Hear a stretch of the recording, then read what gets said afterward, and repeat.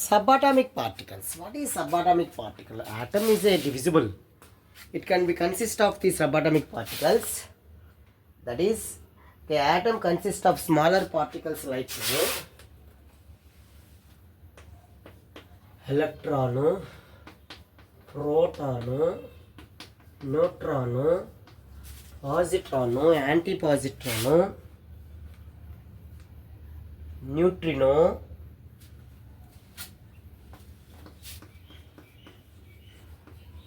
antineutrino,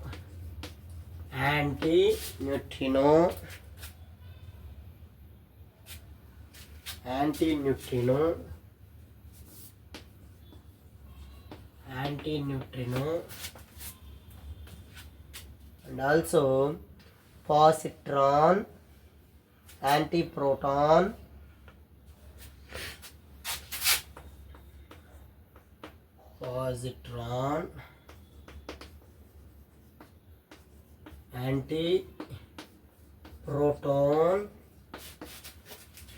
antiprotons, pions, mesons.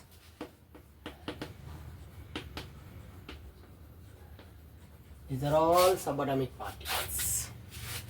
So the atom consists of smaller particles like electron, proton, neutron, neutrino, antineutrino, positron,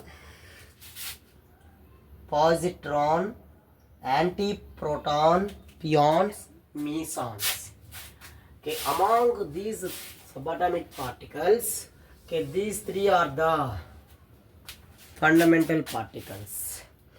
Electron, proton, neutron are considered as a fundamental particles of the proton, electron, neutron are the fundamental particles of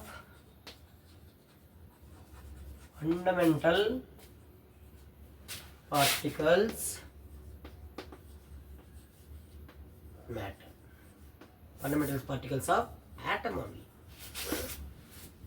How to discover these type of fundamental particles? For example, if you take electron or proton, how to discover?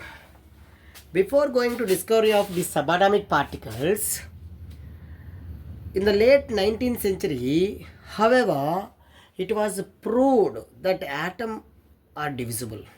The first milestone in the discovery of subatomic particles. The first milestone of the subatomic particles was the discovery of cathode rays by William Crookes. The discovery of cathode rays by William Crookes. The invention of cathode rays tube or discharge tube opened up a whole new line to the inquiry into the atom, and later it was found that atoms are made up of subatomic particles, that is fundamental particles like electron, proton and neutron. Okay, now today we will discuss discharge tube experiment. What is a discharge tube experiments are here? A discharge tube is a long glass tube. Okay, the electrical nature of matter was indicated by frictional studies. For example, when a substance like glass, if you take glass or ebonnated or rubber with silk, or they generate electricity. The greatest breakthrough in the atomic theory of matter came to light with the discovery of Faraday's law of electrolysis, which proved the electrical nature of matter. Faraday suggests that there is some relationship between matter and electricity. The electrical nature of the matter was further supported by Thomson experiment on the electrical conduction of gases through discharge tube. Okay, that is a discharge tube experiment. Discharge tube experiment. It is very easy Okay, now I am taking one long glass tube. This is long glass tube, consists of two metallic plates. Two metallic plates. It is connected to the positive and a negative terminal. This is called negative terminal, is nothing but here positive terminal, negative terminal. The battery negative terminal here, sorry.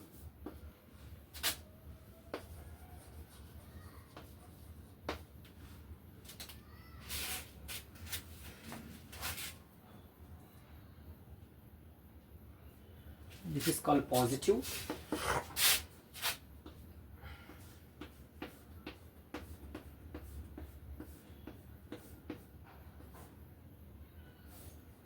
Positive terminal. This is exhaust pump is connected to the here. This exhaust pump is useful for the controlling of pressure.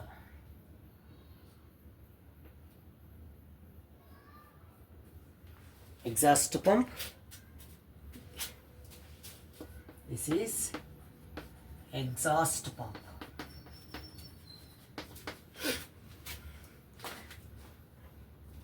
This is high voltage potential.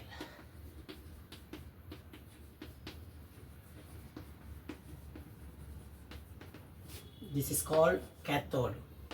This is called anode. Anode is also called positive electrode.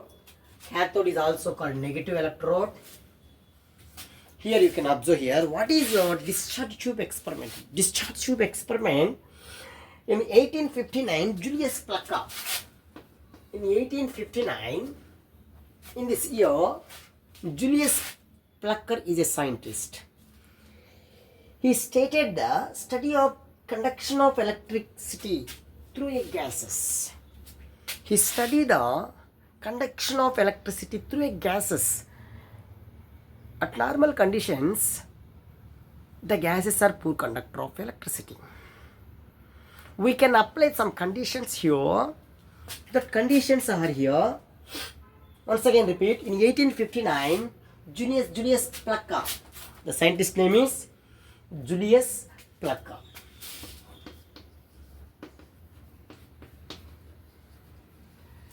Julius Plucker, the study of the conduction of electricity through gases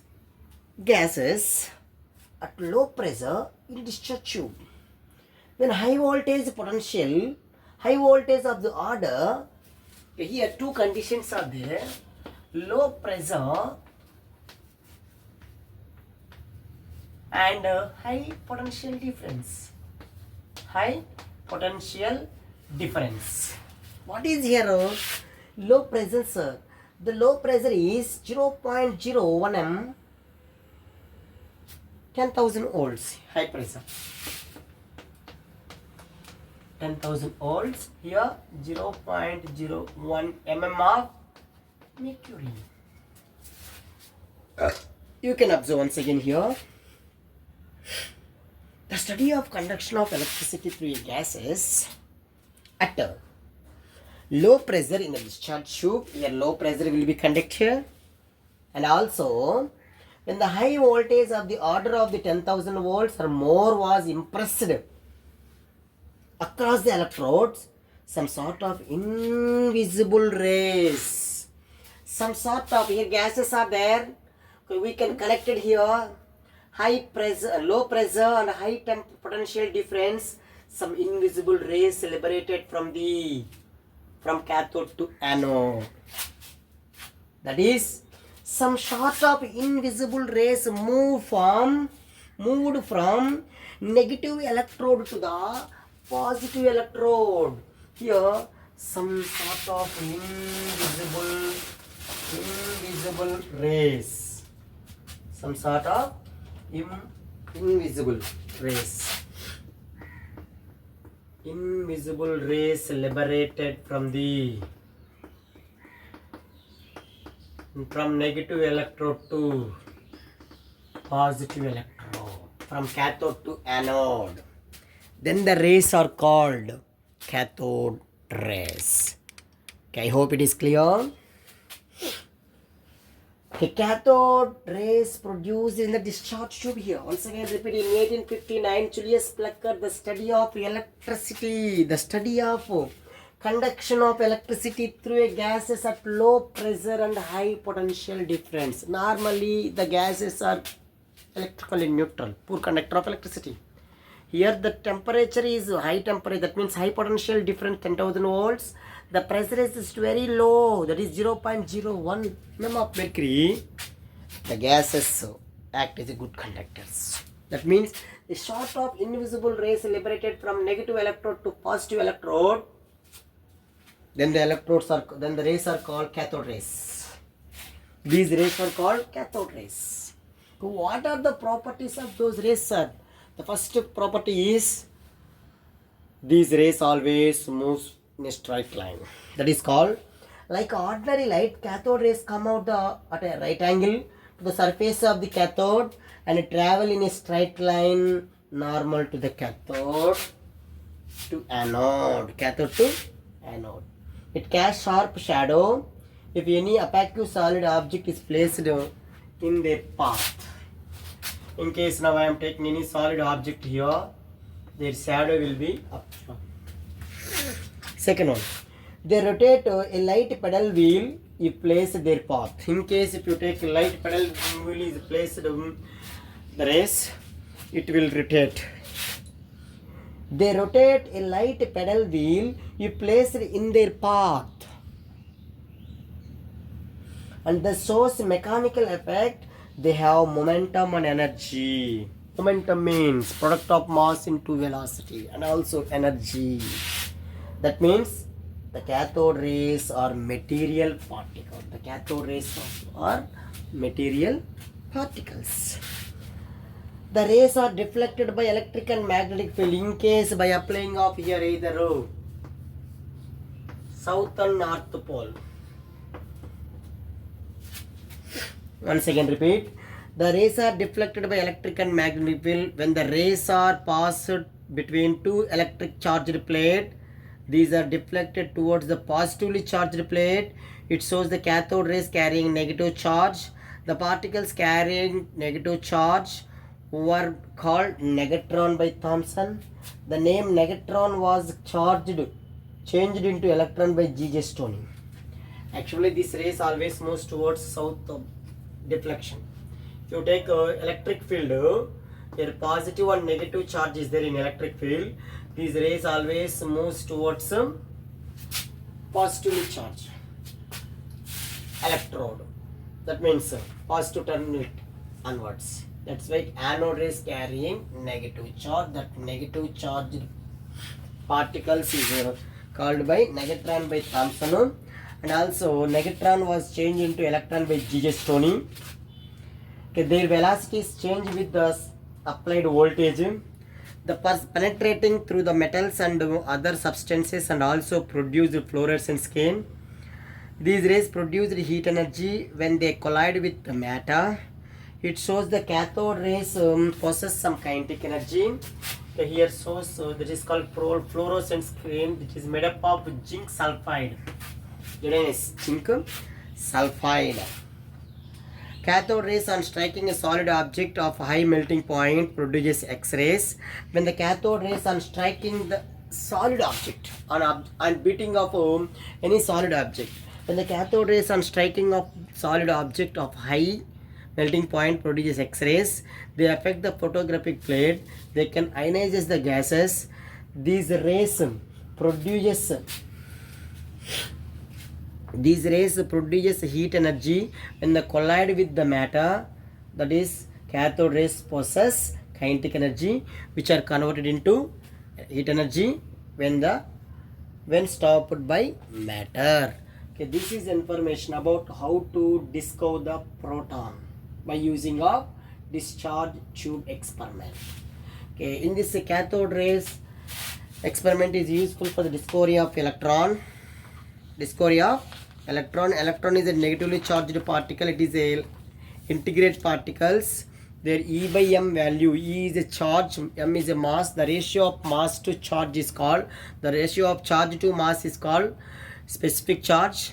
No cathode rays were produced when the tube is completely vacated. Okay, here electron was discovered in the cathode rays experiment by J.J. Thomson in 1897.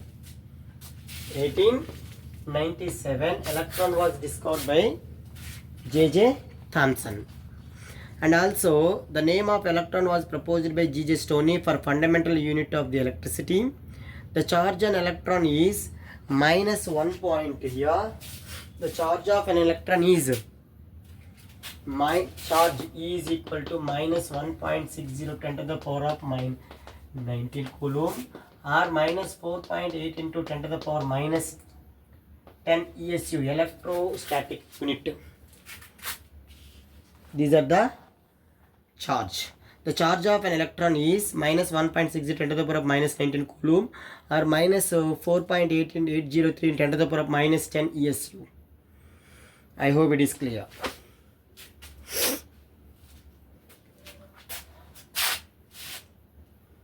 Thank you.